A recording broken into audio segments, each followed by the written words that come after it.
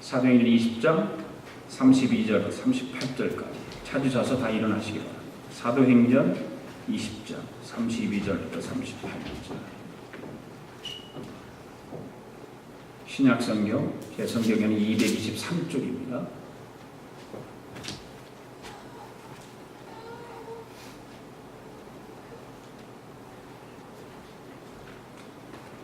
사도행전 20장 32절부터 38절까지 같이 우리 이 시간에 읽습니다. 시작. 지금 내가 여러분을 주와 및 그 은혜의 말씀에 부탁하노니 그 말씀이 여러분을 든든히 세워사 거룩하게 하심을 입은 모든 자 가운데 기업이 있게 하시리라. 내가 아무 은이나 금이나 의복을 탐하지 아니하였고 여러분이 아는 바와 같이 이 손으로 나와 내 동행들이 쓰는 것을 충당하여 범사에 여러분에게 모본을 보여준 바와 같이 수고하여 약한 사람들을 돕고 또 주 예수께서 친히 말씀하신 바 주는 것이 받는 것보다 복이 있다 하심을 기억하여야 할지니라. 이 말을 한 후 무릎을 꿇고 그 모든 사람들과 함께 기도하니 다 크게 울며 바울의 목을 안고 입을 맞추고 다시 그 얼굴을 보지 못하리라 한 말로 말미암아 더 근심하고 배까지 그를 전송하니라. 아멘. 앉으면서 인사합시다. 오늘도 하나님의 은혜를 받기를 원합니다. 주의 사랑으로 사랑합니다.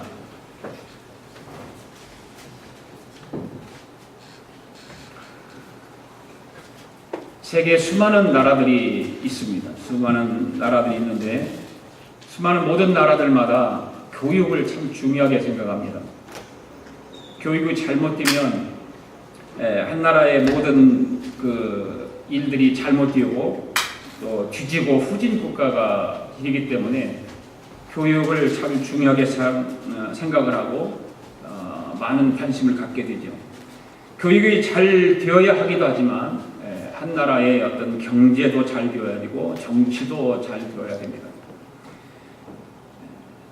오늘날 우리 조국을 보면 교육은 잘 되는 것 같은데 정치적으로 보면 참으로 후진국에 머물러 있는 것 같아서 참으로 안타깝습니다. 미국 오바마 대통령이 우리나라의 교육을 참 부러워했죠. 그래 초반기에 오바마 대통령이 되었을 때에 한국의 교육을 좀 생각하고 그 교육이 어떻게 하는가를 많이 생각하고 거기에서 말하는 것을 우리가 언론상을 통해서 들었던 기억이 납니다. 한 나라의 교육이 잘 못 되면 개인이나 나라나 밝을 수가 없습니다. 저와 여러분이 교육을 받았지만 우리는 어떤 교육을 받았는가 한번 생각해 보아야 되죠. 교육엔 두 가지 교육이 있는데 하나는 로마식 교육 방법과 하나는 히브리식 교육 방법이 있습니다. 로마식 교육 방법은 소위 스파르타식 교육 방법입니다. 이 스파르타식 교육 방법은 안 되면 되게 하는 식이죠. 그래서 되게 해서 따라오게 만드는 거예요. 그것이 로마식 교육 방법입니다. 그런데 히브리식 교육 방법은 교사가 먼저 본을 보여주고 따라오게 하는 방법입니다. 그게 너무나 다르죠. 우리는 교육을 받을 때 어떠한 방법으로 교육을 받았습니까? 아마 스파르타식 교육입니까? 아니면 히브리식 교육을 받았습니까? 여러분들이 이 두 가지 교육 방법 중에 어느 교육 방법이 효과적이라고 생각을 하십니까? 뭐 다 이유가 있겠죠? 이것도 효과적이라고 말할 수 있고 저것도 효과적이라고 말할 수 있을 것입니다. 예수님은 참으로 훌륭한 지도자 중에 지도자이십니다. 예수님이 제자들을 가르치고 지도하실 때에 어떤 방법을 사용하셨을까라고 하는 것입니다. 바로 히브리식인 방법을 통해서 먼저 본을 보여주면서 제자들로 하여금 따라오게 하셨던 그런 방법을 가지고 계셨습니다.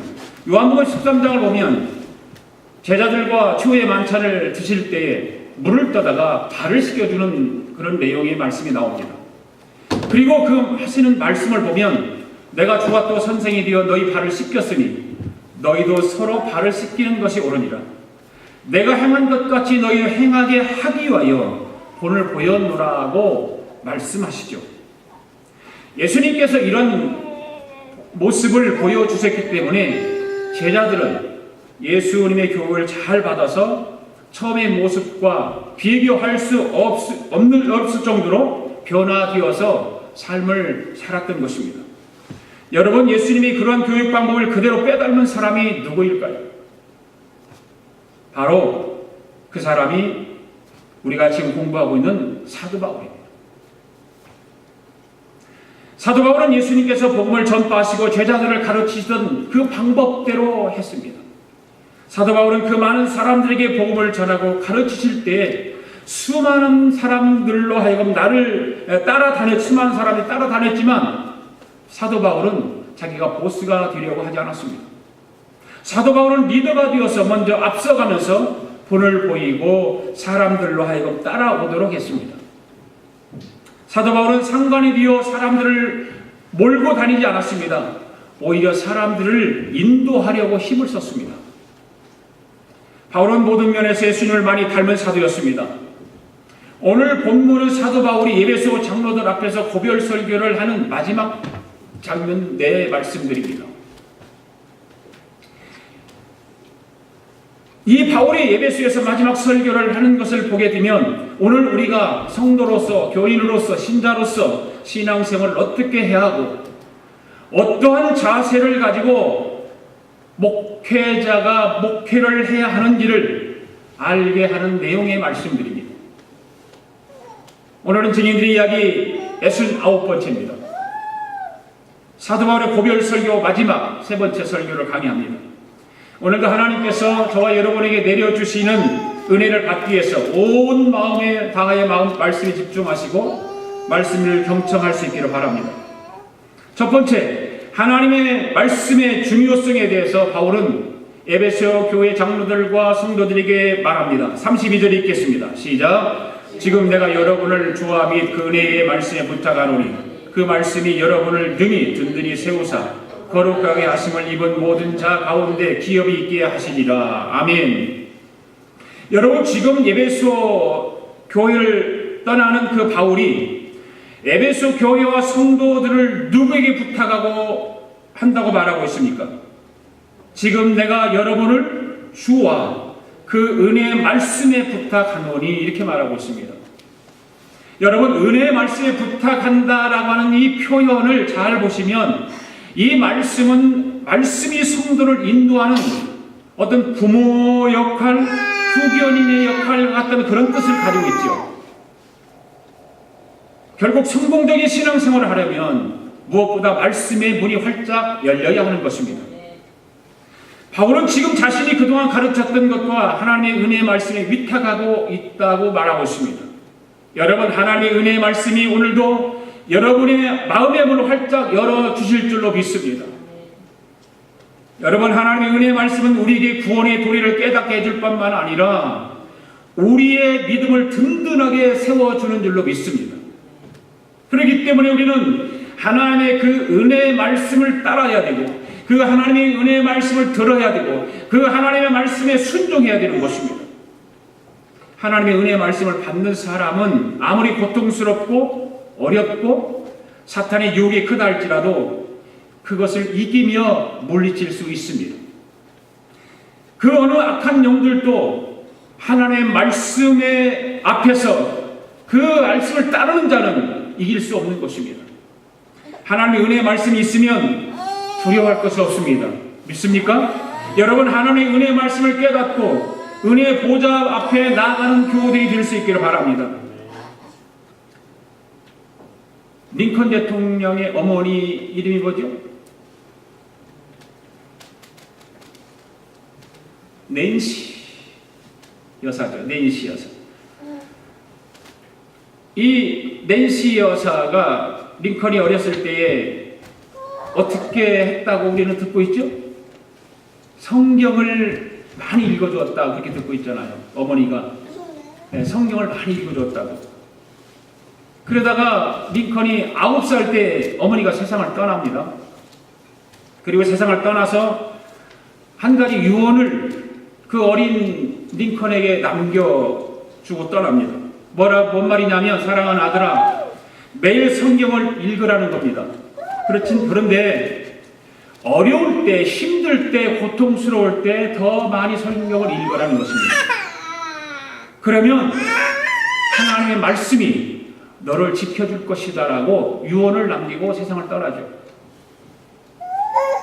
이런 링컨이 수많은 좌절을 딛고 결국 미국의 유명한 16대 대통령이 되지 않습니까? 링컨이 그 수많은 어려움 가운데서도 미국의 최고의 대통령 자리에 설 수 있었던 것은 무엇일까요? 바로 하나님의 말씀을 붙들었기 때문에 그런 것입니다.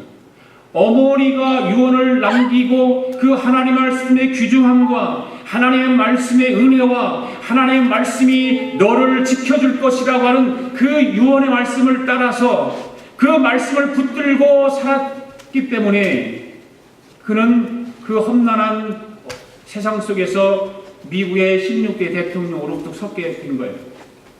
그렇습니다. 이 세상에 하나님의 은혜의 말씀보다 더 위대한 보호자는 없습니다. 여러분들이 자녀들을 잘 키우고 싶으면 하나님의 은혜의 말씀을 자녀들에게 남겨주시기 바랍니다. 하나님의 말씀을 읽어주기를 바랍니다. 자녀들이 어렸을 때부터 하나님의 말씀을 읽어주고 들려주고 그렇게 하는 것이 자녀를 키우는 가장 훌륭한 부모의 역할인 것입니다. 하나님의 은혜의 말씀을 남겨주려고 애쓰는 부모는 반드시 위대한 자녀가 탄생하게 되어 있습니다. 그러므로 여러분의 자녀들은 하나님께 자녀를 부탁하십시오. 그리고 하나님의 은혜의 말씀으로 보호를 받도록 하십시오. 그처럼 하나님의 은혜의 말씀으로 보호를 받는 영혼은 반드시 역사의 한 위대한 인물로 서게 될 줄로 믿습니다. 오늘 여러분들의 믿음이 튼튼하게 서가기를 원하십니까? 그렇다면 하나님의 은혜의 말씀을 가까이 할 수 있기를 바랍니다. 그 하나님의 은혜의 말씀을 늘 내 곁에 두고 듣고 읽고 그렇게 할 수 있기를 바랍니다. 그리고 하나님의 은혜의 말씀을 사모할 수 있기를 바랍니다. 그래서 성경은 말합니다. 믿음은 들음에서 나고 들음은 그리스도의 말씀으로 말미암느니라고 로마서 10장 17절에서 말씀하고 있지 않습니까? 여러분 스스로가 나는 믿음이 좀 부족하다, 믿음이 적다, 믿음이 없다 그렇게 생각한다면 하나님 말씀을 가까이 하십시오. 하나님 말씀을 듣고 깨닫고 읽음으로 인해서 믿음이 생기는 거예요. 믿음이 조금 부족하다 할지라도 하나님의 은혜의 말씀을 자주 듣다 보면 믿음이 생기는 것입니다. 예. 믿음이 그냥 생기는 것이 아닙니다. 교회를 아무리 여러분들이 오래 다녀도 하나님 말씀을 가까이 하지 않고 듣지 않으면 믿음이 생기지 않습니다. 더럽고 추악한 죄인할지라도 회개하고 하나님의 은혜의 말씀을 계속해서 듣다 보면 그 하나님 말씀이 그를 붙들어주는 거예요. 왜? 그 하나님 말씀이 능력이 있고 그 하나님 말씀에 생명력이 있기 때문에 그 사람을 변화시키는 것입니다. 그래서 사도 바울은 에베소 교회와 성도들을 하나님의 은혜의 말씀에 부탁하고 있는 것입니다. 그리고 하나님의 은혜의 말씀에 부탁한 또 한 가지 이유가 있습니다. 그 뭡니까? 오늘 32절의 말씀에 보니까 거룩하게 하심을 믿는 모든 자 가운데서 기업이 있게 하신다 이런 말씀을 하고 있어요. 기업이 있게 하신다. 여러분 하나님의 은혜의 말씀은 오늘 저와 여러분들의 믿음을 든든하게 세워줄 뿐만 아니라 오늘 저와 여러분을 거룩하게 하고 하늘나라의 기업이 되게 해주시는 줄로 믿습니다. 바로 하나님의 은혜의 말씀. 그 하나님의 은혜의 말씀을 붙들고 그 말씀대로 내가 몸부림치고 그 말씀대로 살아가려고 애를 쓰면 모든 자 가운데서 기업이 있게 하신다 말씀하고 있습니다. 하나님의 나라에도 기업이 있습니다. 아멘. 우리가 이 땅에서 얻어지는 기업이 아닙니다. 영적인 기업입니다. 바로 하늘나라의 기업인 것입니다. 믿습니까? 그래서 베드로전서 1장에 보면 썩지 않고 더럽지 않고 쇠하지 않는 기업을 주시는데 이 기업은 하늘에 있다 이렇게 말하고 있어요. 하늘에 있다. 영적인 기업을 말하는 거예요. 하늘의 기업은 바로 저와 여러분들의 것입니다. 너희를 위하여 예비했다 이렇게 말하고 있어요. 하나님의 은혜의 말씀을 가까이 하는 자들에게 하나님께서 이 하늘의 기업을 주신다는 것입니다. 여러분, 은혜의 말씀 안에 있으면 흔들리지 않습니다. 아멘. 어떠한 일이 있어도 은혜의 말씀이 내 안에 있으면 흔들리지 않아요. 영원한 기업을 하나님이 주시기 때문에 그렇습니다. 그것은 물질적 가치가 아닙니다. 그것은 은이나 금이나 의복 같은 것이 아닙니다. 우리 눈에 보이는 것이 아닙니다. 우리 손에 잡히는 것이 아닙니다. 그래서 우리 그리스도인들의 삶은 깨끗하고 거룩해야 됩니다. 언제든지 깨끗하고 거룩해야 돼요. 그래야 어디를 가든지 예수 그리스도의 향기를 나타낼 수가 있는 것입니다. 할렐루야. 우리가 이 험한 세상을 살아갈 때 무엇이 우리의 삶을 깨끗하고 거룩하게 해줄까요? 여러분이 도덕적으로나 윤리적으로나 사람들에게 손가락질 당하지 아니하고 깨끗하고 그렇다고 해서 다 되는 걸까요? 바로 우리는 하나님 은혜의 말씀 안에 있을 때에 우리가 우리의 삶이 거룩하고 깨끗해지는 줄로 믿습니다. 그리고 하나님의 은혜의 말씀 안에 거하게 되면 하늘나라를 기업으로 받게 되는 거예요. 아멘. 네, 사랑하는 교우 여러분, 하나님의 은혜의 말씀을 사모하십시오. 성경 말씀을 그리고 가까이 하십시오. 하나님의 말씀이 강단으로부터 선포되어진 말씀에 귀담아 들으십시오. 온전한 마음을 가지고 말씀을 들어야 되는 것입니다. 진실한 신앙의 선배들의 말에도 귀를 기울일 줄 알아야 되는 거예요. 그러면 그런 말씀들이 여러분들의 영혼을 보호하고 지켜줄 것입니다. 사람을 의지하지 마십시오. 어떤 배경을 의지하지 마십시오. 물질을 의지하지 마십시오. 그것이 우리에게 필요한 것은 맞지만 그것을 집중해서 의지하다 보면 하나님 말씀과는 거리가 멀어지는 거예요. 하나님 말씀을 가까이 하지 않는 거예요. 그것은 내 눈에 보이는 것이고 내 현실 앞에 있는 것이기 때문에 그것을 쫓아가다 보면 영적으로 우리는 병들게 되는 것입니다. 오직 하나님의 말씀을 더욱 의지할 수 있기를 바랍니다. 바로 거기에 사는 일이 있는 것입니다. 거기에 내 인생의 문이 열리는 것입니다. 내가 변화되는 길도 거기서 생기는 것입니다. 자신이 변화되면서 신기하게 환경과 상황도 변화되는 역사가 나타나게 될 줄로 믿습니다. 바울은 에베소 교회 장로들과 성도들을 향해서 어떤 말씀을 전하고 있습니까? 어떻게 모범을 보였는가를 말하고 있어요. 내가 복음을 전파하면서 여러 곳을 다니면서 모범을 보였는데 어떻게 보이는가? 33절에서 35절 읽겠습니다. 시작. 내가 아무의 은이나 금이나 의복을 탐하지 아니하였고 여러분이 아는 바와 같이 이 손으로 나와 내 동행들이 쓰는 것을 충당하여 범사에 여러분에게 모범을 보여준 바와 같이. 아멘. 여러분들도 잘 알다시피 지금 우리 조금 혼란에 빠져 있습니다. 한 사람이 국정을 농단하고 이용하면서 자기 부를 축적하는 정도가 아니라 나라를 도탄에 빠뜨린 일이 벌어졌습니다. 모든 나라의 지도자들은 나라를 위하고 국민을 위해서 모범을 보이고 일을 하라고 그 지위를 주었는데 자기의 지위를 이용해서 이권을 챙기고 뇌물을 챙기고 그러라고 주는 것이 아니지 않습니까? 그런데 그렇게 하는 거죠. 오늘 우리의 족을 위해서 더 많이 기도해야 될 줄로 믿습니다. 복음 전파 사역을 하는 사도 바울은 수많은 사람들을 상대하고 그 많은 놀라운 일들을 하면서 탐심을 품지 않았다는 거예요. 기적을 베풀었습니다. 치유도 일어났습니다. 복음 전파에서 영원한 생명을 얻게 되었습니다. 많은 사람들이 그를 따라다녔습니다. 만약에 사도 바울이 그러한 것을 이용해서 탐심과 이권을 챙기려고 했다면 엄청난 부를 챙겼을 것입니다. 그러나 사도 바울은 그러한 금은 보화를 탐하지 않았을 뿐만 아니라 옷 한 벌조차도 탐하지 않았다는 사실을 사도 바울이 직접 에베소 교회 장로들과 성도들에게 모범을 보이는 것에 대해서 이야기를 하고 있는 것입니다. 더 중요한 것은 고린도후서 11장 23절부터 27절의 말씀을 보면 바울이 더 정확하게 이 일에 대해서 고백을 하고 있습니다. 우리 다 같이 한번 읽어볼까요? 시작. 내가 수고를 넘치도록 하고 옥에 갇히기도 더 많이 하고 매도 수없이 맞고 여러 번 죽을 뻔하였으나 유해인들에게 40에서 하나 감한 매를 5번 맞았으며 3번 태장으로 맞고 1번 돌로 맞고 3번 파선하고 일주야를 깊은 바다에서 지냈고 여러 번 여행하면서 강의 위험과 강도의 위험과 동죽의 위험과 이방인의 위험과 신의 위험과 광야의 위험과 바다의 위험과 거디 형제 중의 위험을 당하고 또 수고하며 애쓰고 여러 번 자지 못하고 줄이며 목마르고 여러 번 굶고 춥고 헐벗었노라.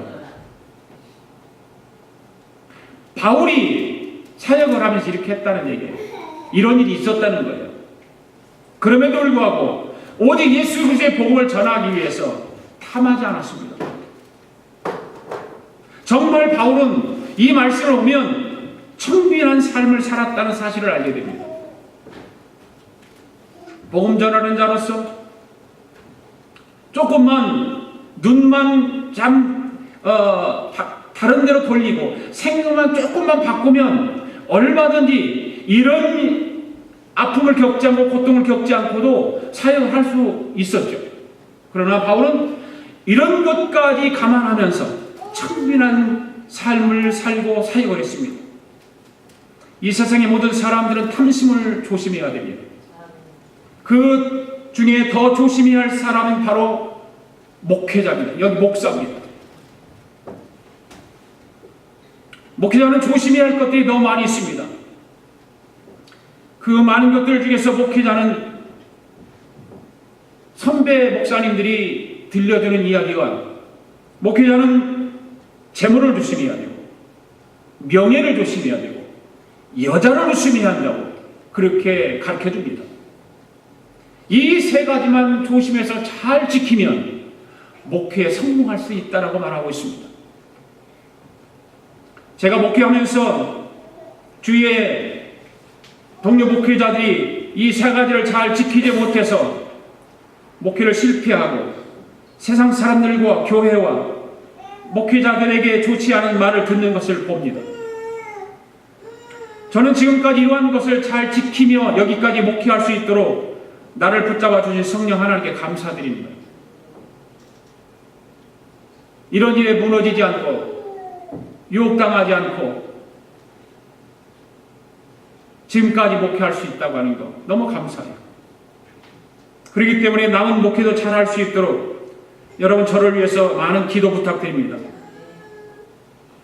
사도 바울은 물질을 탐하지 않았을 뿐만 아니라 복음 전파 사역을 하는 데 있어서 스스로 노동을 하면서 필요한 재정을 충당하려고 했었어요.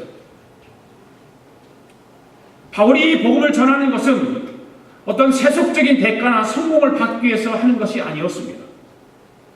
그래서 바울은 특별히 다른 사람에게 신세를 지지 않기 위해서 자신이 직접 일을 하면서 돈을 벌었습니다. 아마 교회 헌금을 많이 받아 썼다는 소리가 듣기 싫어서 그랬을 가능성도 있죠. 자기와 자기 동료들에게 자기가 번 돈을 그래서 나눠주기도 하고 베푸는 일을 많이 했습니다. 바울 같은 사람은 얼마든지 후원받을 수 있지 않겠습니까? 바울이 입을 열어서 요청만 하면 여기저기서 많은 후원자들이 후원금을 보냈을 것입니다. 그렇지만 할 수만 있으면 성도에게 짐을 지워주지 않으려고 노동을 하면서 얻은 수입을 가지고 사역을 많이 충당했다는 사실입니다. 사도 바울은 자비량으로 복음 전파 사역을 하면서 끊임없이 자기 주변에 힘없는 사람들을 많이 도와주었습니다. 그리고 사도 바울이 굉장히 중요한 말을 합니다. 예수님의 하신 말씀 가운데 한 말씀을 꼭 기억할 수 있기를 바랍니다. 주는 것이 받는 것보다 복이 있다. 바울이 에베소 교회 장로님들과 성도들에게 이제 마지막 에베소를 떠나서 예루살렘을 향해서 가야 되는데 그 교우들에게 장로들에게 주는 것이 받는 것보다 복이 있다. 이 말씀을 바울은 가슴에 새기면서 성도들에게 장로님들에게 권면하고 있는 것입니다. 오늘 여러분들에게 저도 권면합니다. 여러분이 받는 사람보다 주는 사람이 되기를 바랍니다.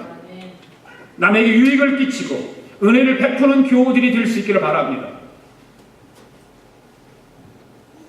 받을 것만 생각하는 사람을 뭐라고 그러죠? 거지라고 그러는 거지. 홈레스. 그 사람들은 받을 것만 생각해요. 먹을 것이 없는 것만이 거지가 아닙니다. 정신적인 거지도 있습니다.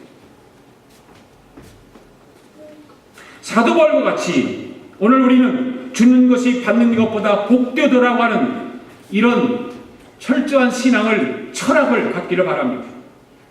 여러분, 무엇을 먹을까, 무엇을 입을까, 무엇을 마실까 염려하지 말고 너희는 그의 나라와 그 일을 구하라. 그리하면 이 모든 것을 너에게 더하여 주시리라고 하는 주님의 말씀을 붙들고 그 말씀대로 살아가는 저와 여러분 될 수 있기를 바랍니다. 우리 하나님 그 사람을 높여주는 거예요.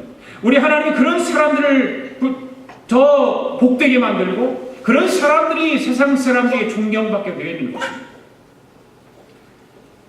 마지막 세 번째는 바울은 그렇게 마지막 그 설교를 하면서 마지막으로 이제 석별의 형을 나누는 모습을 우리가 보게 됩니다. 36절 37절 읽습니다. 시작. 이 말을 한도 무릎을 꿇고 그 모든 사람들과 함께 기도하니 다 크게 울며 바울의 목을 안고 입을 맞추고. 사도 바울이 첫 번째 설교, 두 번째 설교, 세 번째 설교 다 마쳤습니다. 그리고 나서 무릎을 꿇고 모든 교우들과 함께 기도합니다. 그러니까 거기에 모인 모든 사람들이 바울의 목을 안고 입을 맞추며 옵니다. 얼마나 감동적인 장면인지 모릅니다. 조용히 울 수도 없습니다. 목 놓아 울었다고, 큰 소리로 울었다고 성경은 기록하고 있습니다. 어떤 사람은 대성통곡을 했겠죠. 큰 소리로. 그리고 바울을 껴안고 입을 맞추면서 웁니다.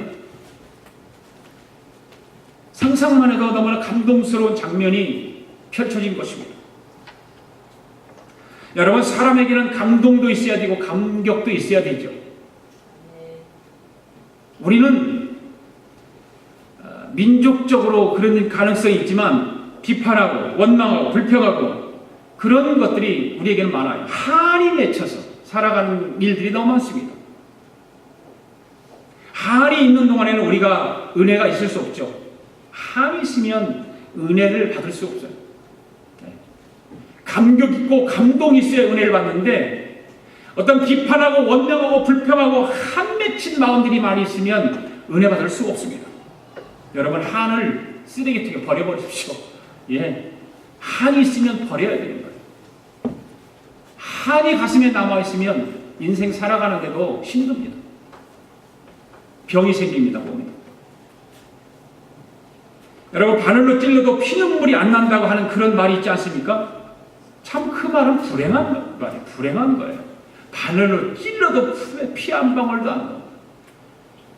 얼마나 사람이 한이 맺히고 지독하면 바늘로 찔러도 피 한 방울 안 날까요? 사람은 그래서 울 때 울어야 되는 거예요. 너무 주책 없이 우는 것은 곤란하지만 울 수 있을 때 울어야 되는 것입니다. 이래도 울고 저래도 울면 눈물의 가치가 없지만 그러나 여러분들 신앙생활 하다가 성령께서 울게 하시면 울어야 되는 거예요. 성령께서 감동을 주고 은혜를 주면 울어야 되는 거예요. 그런데도 불구하고 울지 않는 사람이 있어요. 오늘 우리는 너무나 메마르게 살아가고 있어요. 우리 삶 자체가 이민생활을 살아가기 때문에 참 심령들이 강팍하고 답답하고 힘들고 그래서 그러는 일은 모르지만 너무나 메마르게 살아가고 있어요. 그래서 울어줄 눈물도 없고 울어야 할 이유도 없어요. 우리 이민생활이 그렇게 만들어 가는 것 같아요. 서로 경쟁생활에서 힘들게 일하고 스트레스 받고 그러니까 다른 사람이 울어도 울어줄 수가 없어요. 울어야 할 이유가 없어요. 하나도. 사도 바울은 에베소 교회 교우들이 그 하나님 말씀을 듣고 그럴 때에 그 울면서 목을 안고 입을 맞추고 껴안고 허그를 하고 울면서 그런 모습을 보면 너무 감동적이에요. 오늘 에베소 교회 교우들처럼 주의 일이 최선을 다하고 말씀을 따라 생활하다가 헤어지는 것이 너무나 아쉬워서 그 흘리는 눈물은 어떤 눈물이었을까? 바로 신앙의 뿌리를 깊게 하는 눈물이었습니다. 그 눈물을 통해서 다시 다짐해서 신앙의 뿌리를 깊게 만들 가능성이 많습니다. 그리고 미담의 결단을 새롭게 하는 것입니다. 사도 바울의 그런 헤어지는 이제 마지막으로 설교하는 그 설교 말씀, 그동안에 들었던 말씀들, 그런 것들을 다시 생각하고 그런 것을 다시 믿음의 결단을 새롭게 해서 이제 우리 사도 바울 선생님이 이곳을 떠나도 이제는 이곳에서 열심히 하나님의 복음을 전파하며 신앙생활을 잘해야 되겠다. 새롭게 하는 거예요. 그리고 그런 눈물을 통해서 천국의 소망을 더욱 확신하게 해주는 것입니다. 감동 있고 감격 있는 눈물은 바로 이러한 것들, 우리의 신앙을 든든하게 해주는 것입니다. 우리가 영화를 보고 드라마를 보면서 눈물을 흘려도 우리의 몸에서 나쁜 것들이 잘 빠져나간다고 그러잖아요. 눈물을 흘리면. 드라마를 봐요.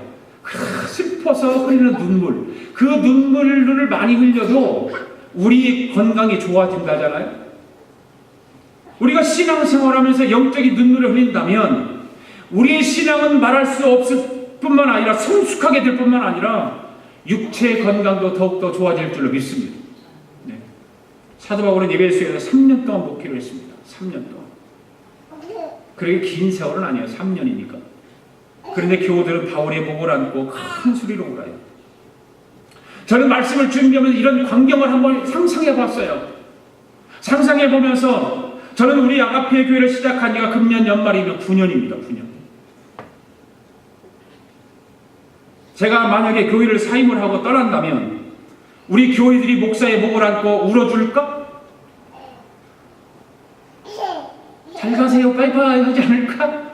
그런 생각을 해봤습니다. 울어줄까? 생각하기에는 그렇지 않을 것이다. 그렇게 결론을 내렸어요. 왜 그렇지 않다고 결론을 내렸을까요? 바울은 복음을 전파하면서 생명을 내어놓고 바른 목회를 했지만 나는 그렇지 못했기 때문이라고 생각하는 거예요. 그래서 오늘 말씀을 통해서 제 자신이 큰 도전을 받고 이제라도 후회하지 말고 최선을 다해서 목회를 해야겠다고 다짐을 했습니다. 38절 마지막 읽겠습니다. 시작. 다시 그 얼굴을 보지 못하리라 한 말로 말미암아 더욱 근심하고 배까지 그를 전송하니라. 아멘. 이제 에베소 교회 교우들은 사도 바울을 더 이상 볼 수가 없습니다. 여기서 헤어지면 예루살렘에 가서 붙잡혀서 또 로마로 가고 로마에서 붙잡혀서 이제 죽음을 앞에 두고 가야 하는 그런 바울은 에베소 교인들과 이제 헤어지고 더 이상 만나지 못합니다. 여러분 그냥 잠시 헤어지는 것도 섭섭하고 그런데 영원히 보지 못한다고 하니까 슬퍼하지 않을 수가 없습니다. 사도 바울이 예루살렘으로 올라가면 유대인들에게 결박당해서 죽임당할지도 모르는 일입니다. 이 유대인들이 사도 바울을 죽이려고 하는 것은 뭘까요? 바울이 유대교를 버리고 기독교 신자가 되었고 예수 그리스도를 전파하고 다녔기 때문에 유대인들은 이 사도 바울을 미워하는 것입니다. 싫어하는 거예요. 오기만 해봐라. 기다리고 있는 거예요. 사도 바울과 에베소 교회의 교우들과 이것이 마지막입니다. 다시는 아시아로 돌아오지 않습니다. 우리가 인생을 살아가면서 인생이란 무엇일까? 이렇게 떠나는 것이 아닐까? 떠나는 거죠. 만나면 헤어지는 것입니다. 어떤 경우에는 다시 만날 수 있는 헤어짐도 있지만 어떤 경우에는 그것이 영원한 이별인 헤어짐도 있습니다. 그것이 인생입니다. 사랑하는 사람을 영원히 떠나보내야 할 일도 있습니다. 그러나 오늘 우리에게 중요한 것은 우리에게는 바로 예수 그리스도가 우리에게는 중요한 줄로 믿습니다. 인간들은 사람들은 다 내 곁을 떠나지만 내 길이요 진리요 생명 되시는 예수님은 내 곁을 안 떠나신다는 것입니다. 바울이 있어서 중요한 것이 바로 바울에게도 예수님이 있었기 때문에 그 교우들과 헤어지는 아픔도 있고 슬픔도 있지만 바울은 예수님이 있기 때문에 고통이 앞에 있고 죽음이 앞에 있는 그것을 생각하면서 담대하게 갈 수 있게 된 것입니다. 사랑하는 교우 여러분, 여러분에게 예수님이 있습니까? 예수님이 여러분에게 있다면 떠나고 만나는 것이 그렇게 의미가 없는 것입니다. 떠나면 떠나는 거고 만나면 만나는 겁니다. 우리는 다시 만날 곳이 있습니다. 아멘. 그것이 어딜까요? 바로 천국입니다. 우리는 천국에서 다시 만날 거예요.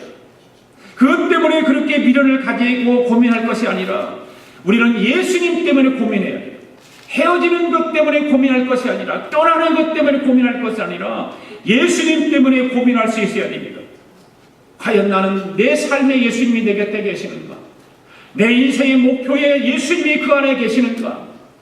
내가 계획하고 내가 준비하는 그 안에 예수님이 계시는가? 나는 지금 인생을 살아가는데 예수님이 나와 동행하고 있는가?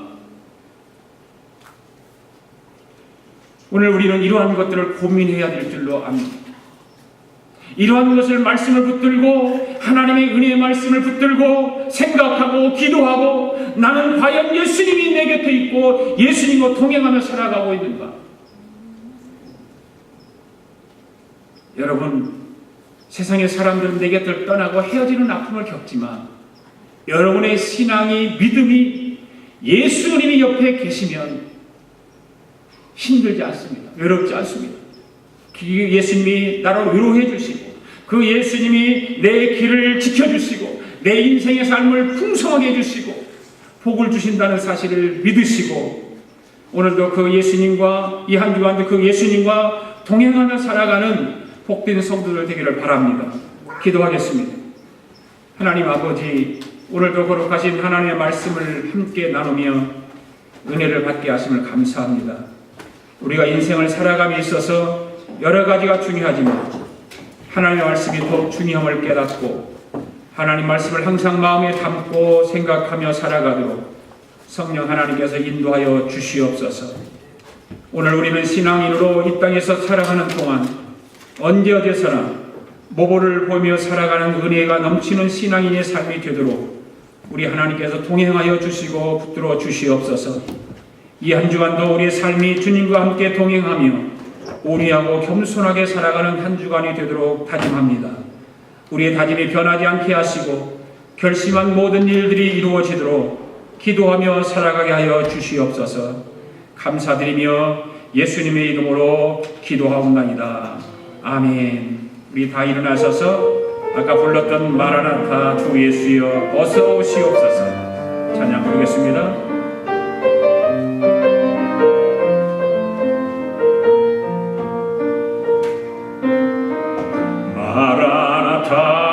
마라나타 주 예수여 어서 오시옵소서. 땅의 모든 것 모든 족속 주를 찬송하게 하소서. 마라나타 주 예수여 어서 오시옵소서. 별방이 주께 돌아와 춤추며 경배하게 하소서.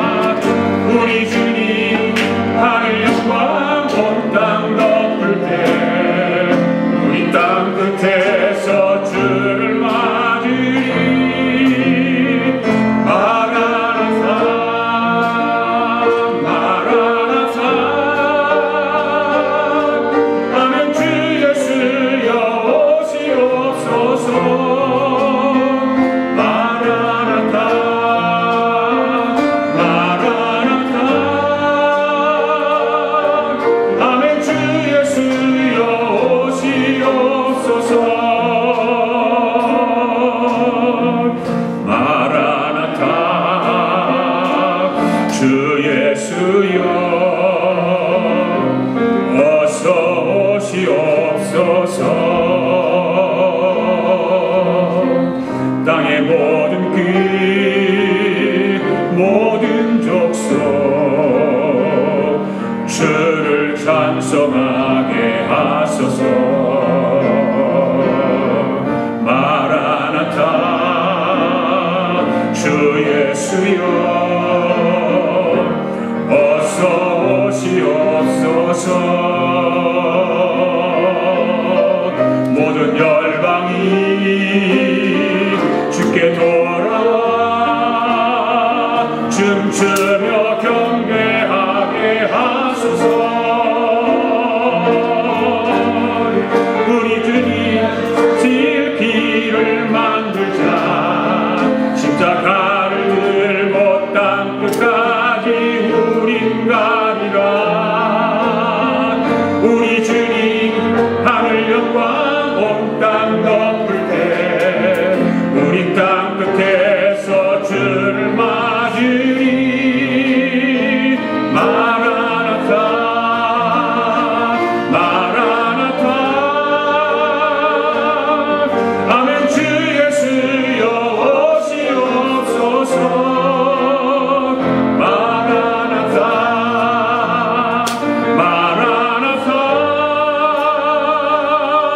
아멘. 주 예수여 오시옵소서. 우리 주님 다시 오실 길을 만들자. 십자가를 들고 땅 끝까지 우린 가리라. 우리 주님 하늘 영광 온 땅 덮을 때 우린 땅 끝에서 주를 맞으리. 마라나타 마라나타 아멘. 주 예수여 오시옵소서. 마라나타 마라나타 아멘. 주 예수여 오시옵소서. 마라나타 마라나타 나타 아멘. 주 예수여 오시옵소서. 마라나타 마라나타 아멘. 주 예수여 오시옵소서. 하나님 아버지 감사합니다. 오늘도 하나님께 귀한 예물을 봉헌에 올려드렸습니다. 소득의 10분의 1을 구별하여 11조 예물로 하나님 앞에 올려드렸습니다. 감사 예물과 선교 예물을 올려드렸습니다. 마음의 소원을 물질에 담아 올려드렸사오니 하나님 이 귀한 예물들을 받으시고 기억하시고 사랑하는 성도들에게 복을 주시옵소서. 하늘의 신령한 복으로 이 땅의 기름진 복으로 풍성하게 채워주셔서 우리가 영적으로도 부족함이 없게 하시고 또 육적으로도 부족함이 없도록 성령님께서 늘 붙들어 주시고 우리 전능하신 하나님의 크신 사랑과 축복이 성들의 모든 삶을 주관하시고 인도하여 주시옵소서. 가정마다 하나님의 은혜의 가정 되게 하시고 믿음의 가정 되게 하시고 성령이 충만한 가정 되도록 은총 허락하여 주시옵소서. 어린 자녀들을 하나님 지켜주시고 보호해 주셔서 아프지 않게 하시고 건강하게 잘 자라게 하여 주시기를 원합니다. 아버지 안에 가정마다 여러 가지 계획과 또 하나님 앞에 기도하는 것들이 있을 것입니다. 하나님 그러한 모든 계획을 두고 기도하는 것마다 하나님 응답하여 주셔서 하나님의 선하신 뜻을 잘 이룰 수 있는 복된 성도들의 가정 되도록 축복하여 주시옵소서. 오늘도 주의 영광을 위해서 수고하고 헌신하는 복된 성도들을 지켜주시고 하나님 뜻을 이루어 드리는 일에 희생하고 봉사하는 저들이 정말 하늘의 해와 같이 아름답게 열매가 맺도록 주님 인도하시고 축복하여 주시옵소서. 하나님 앞에 드려진 귀한 예물을 오병이어의 기적이 일어나게 하시고 하나님의 교회가 더욱더 하나님의 그 나라의 확장을 위해서 귀하게 쓰임받는 귀한 예물 되도록 축복하여 주시옵소서. 지금은 우리 주 예수 그리스도의 은혜와 하나님 아버지의 극진하신 사랑과 성령님의 감동감화 충만하신 역사가 오늘도 하나님 말씀을 듣고 그 말씀을 따라 한 주간도 승리하며 살기로 다짐하고 돌아가는 사랑하는 성도들 머리머리 위에와 성도들의 가정과 직장과 경영하는 기업 위에와 우리가 살고 있는 이 합중국과 하나밖에 없는 우리 조국 위에와 주의 이름으로 모이는 교회 위에 지금으로부터 영원토록 함께 하시기를 예수님의 이름으로 축원하옵나이다. 아멘.